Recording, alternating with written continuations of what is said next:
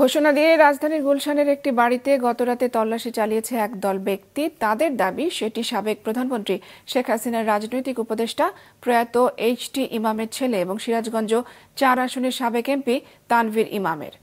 পরে জানা যায় বাড়িটি তার নয়। রাত 11টার দিকে সামাজিক যোগাযোগ মাধ্যমে তল্লাশির ঘোষণায় গুলশান ২-এর বিচারপতি শাহাবুদ্দিন পার্কের সামনে জড়ো হন শতাধিক মানুষ। ওই বাড়িতে অবৈধ অস্ত্র এবং ছাত্র জনতার হত্যাকারীরা লুকিয়ে আছে বলে তারা অভিযোগ তোলে। স্থানীয় পুলিশ বিভিন্ন গণমাধ্যমকে জানিয়েছে, ছাত্র পরিচয়ে কিছু মানুষ মিছিল নিয়ে ঢুকে বাড়ির সবকিছু তছনছ করে। বাড়ির কেয়ারটেকার জানান, সেনা সদস্যরা এবং পুলিশ এলে তারা চলে যায়। আর এখানে আওয়ামী লীগের অনেক পলাতক খুনি আছে, যারা বিভিন্ন মামলার আসামি, এখানে যারা ছাত্র জনতাকে হত্যা করেছে, সেই আসামিগুলো এখানে আছে। আমরা জানি এখানে আমরা শুনছি যে এখানে আওয়ামী লীগের দুর্বৃত্ত লুকে আছে, জাস্ট আমরা ওনারে বাইর করার জন্য আসছি। আমার কাছে গেট খুলতাম, আমি তো গেট খুলতে পারবো না, আমি নিষেধ। তারপরে এরা উঠে দিয়ে আইয়া গেট বাইরে খুলছে।